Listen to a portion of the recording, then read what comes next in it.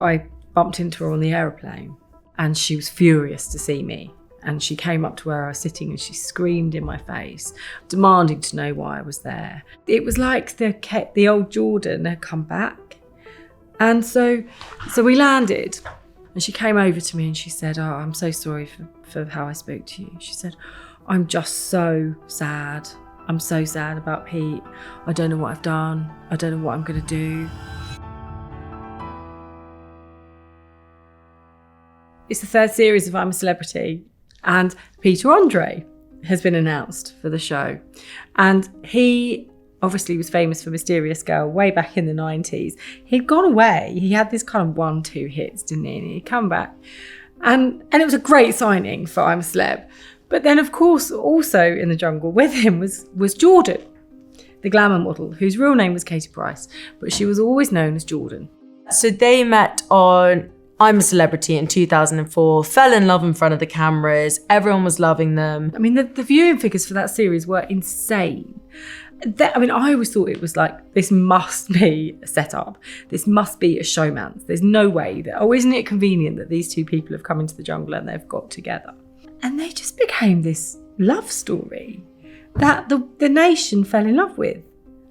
And you're like, okay, how did this happen? But you had kind of gentle Peter and this Jordan, who was this brash glamour model who, was in China White, falling out the front door every Wednesday night.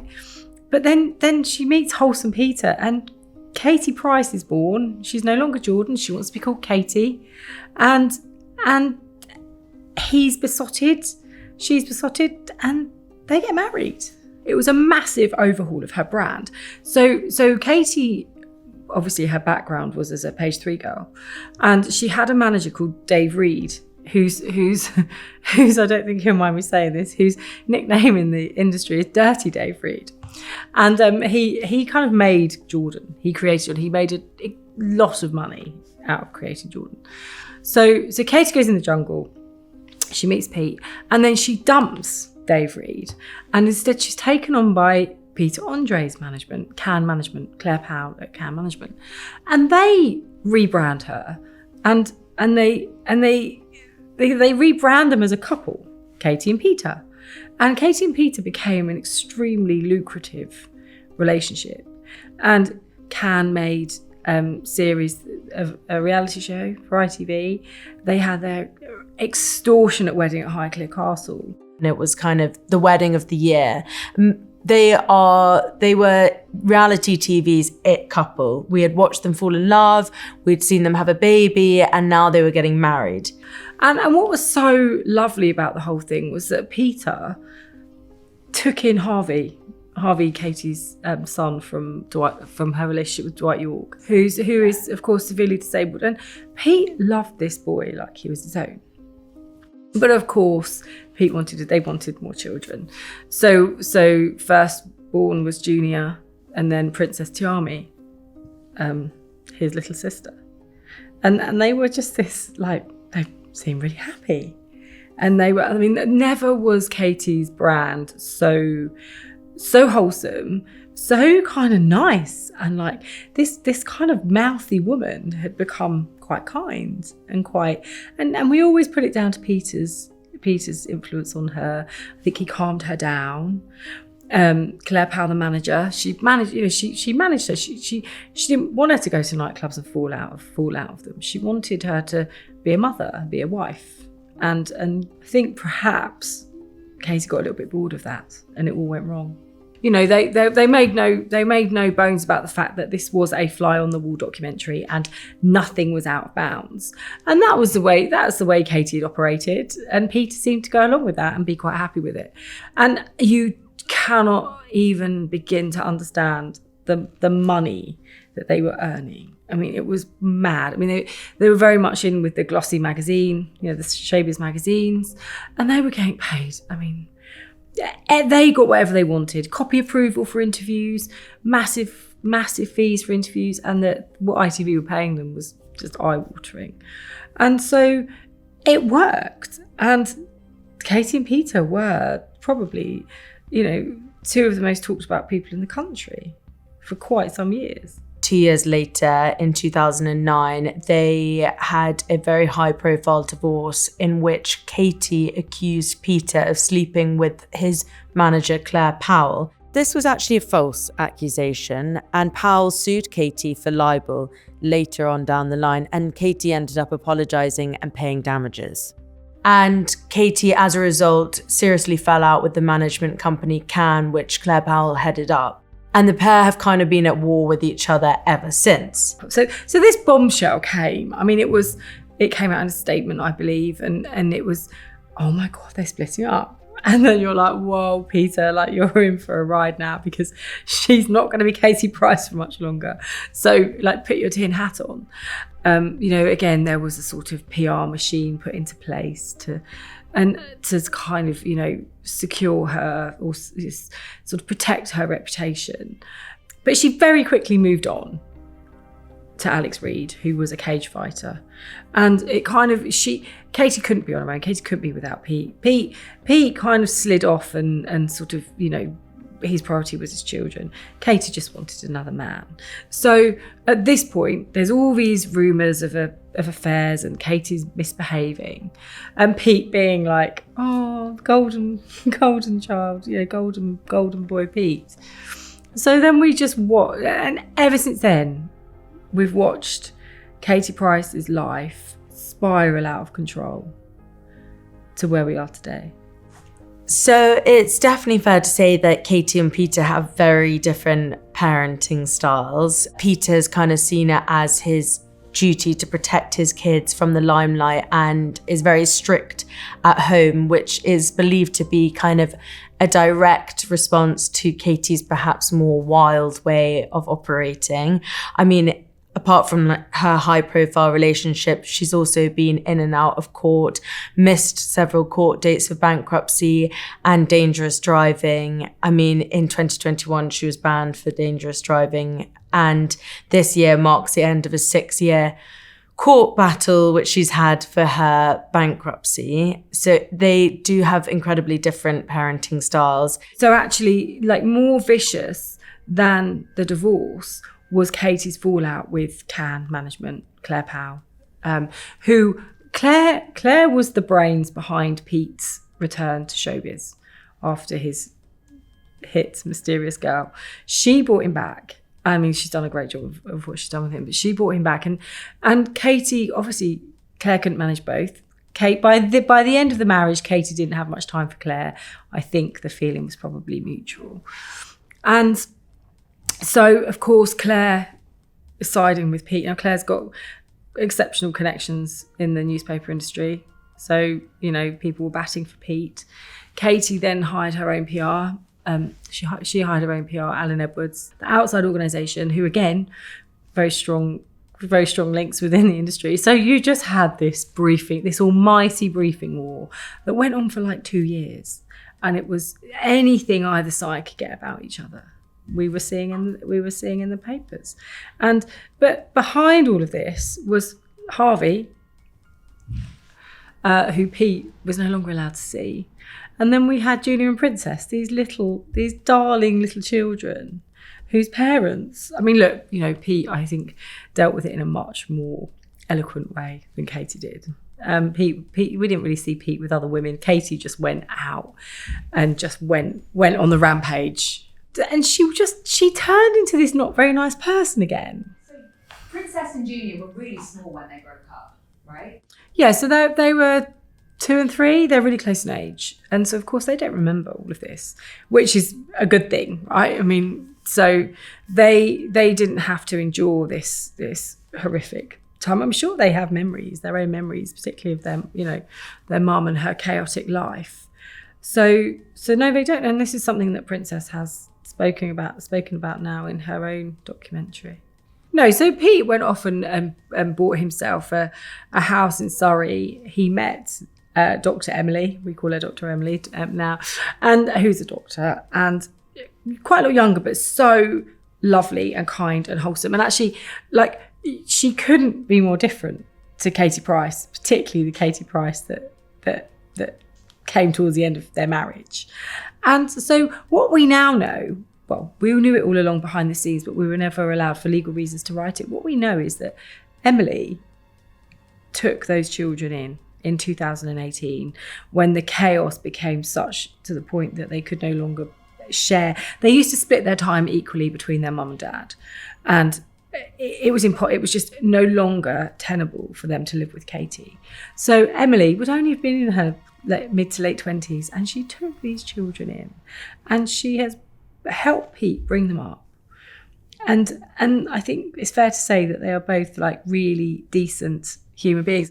Growing up, Junior and Princess would have seen a very wild side to Katie, while Peter kind of kept them away from that and gave them lots of boundaries, which many joke Katie doesn't have very many of. So it's a completely, polar opposite ways of operating as parents.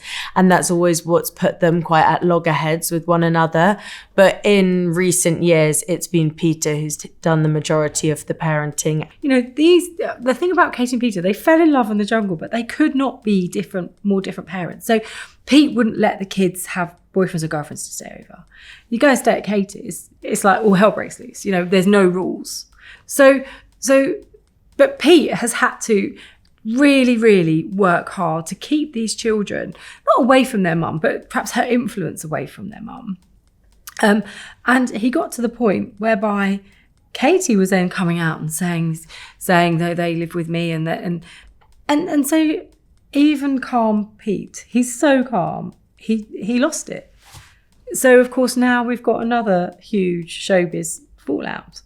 And Princess always says, Princess loves her mum. That's always that's what her team say all the time. Princess loves her mum, and she does love her mum. But that doesn't mean that perhaps it's the best thing to have her involved in her career.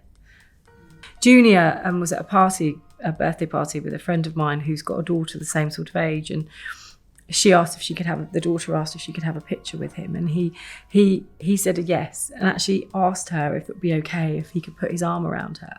Like, he's obviously been really well brought up.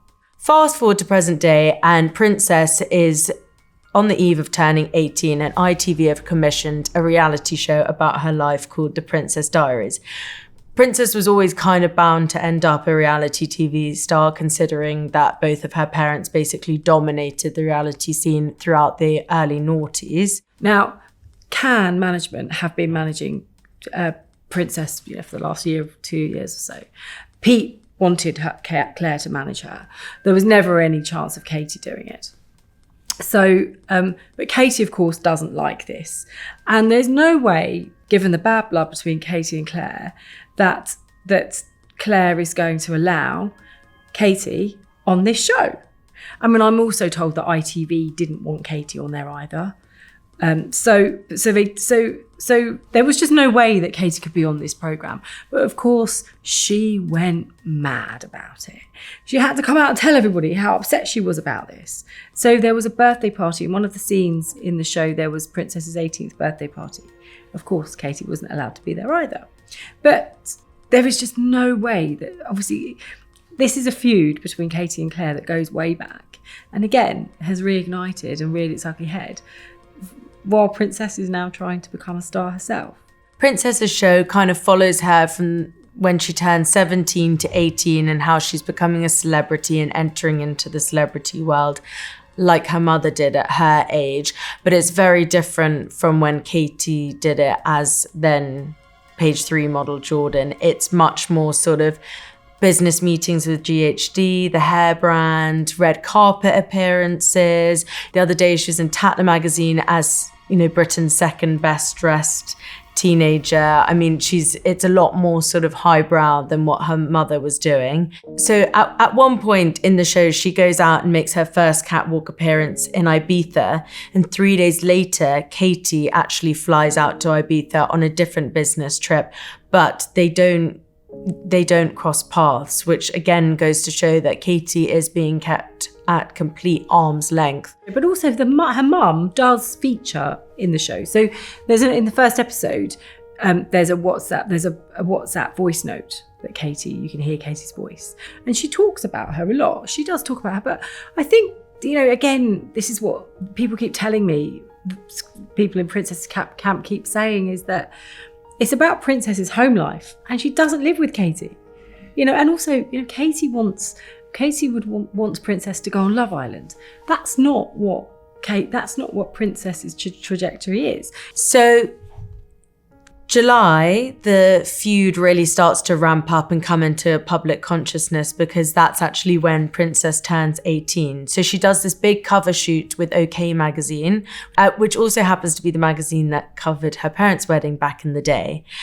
Now, in it, she noticeably said that she wasn't a big drinker, she wasn't a big partier, and she didn't like to do things that would embarrass her because she didn't like to look bad. Now, many believe that was a direct call out to her mum, who it has sort of made a living of being this bad party girl and hasn't been short of embarrassing herself, which I'm sure I can say.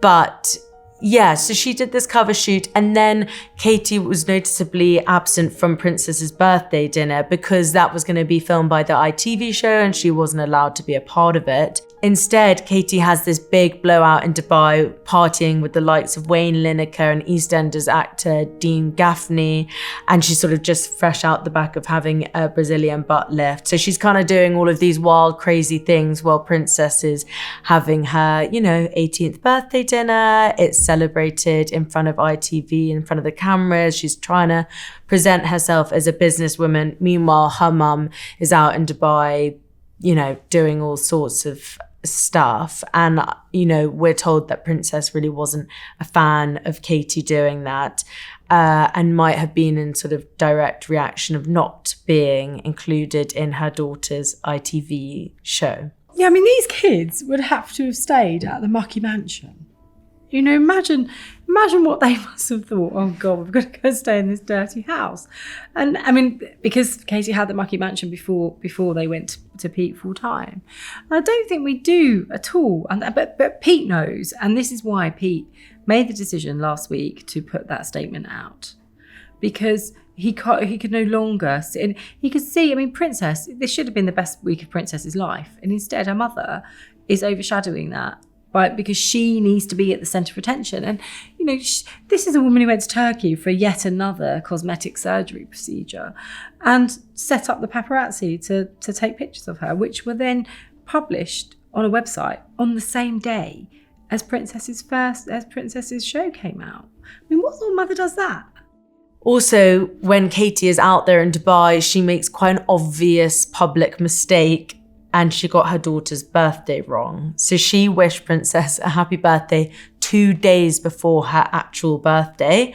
She said, happy birthday, Princess, with a picture of her daughter on her Instagram, really quickly realizes her mistake, deletes the photo, and then, shortly afterwards says, I can't believe Princess is going to turn 18 in 2 days.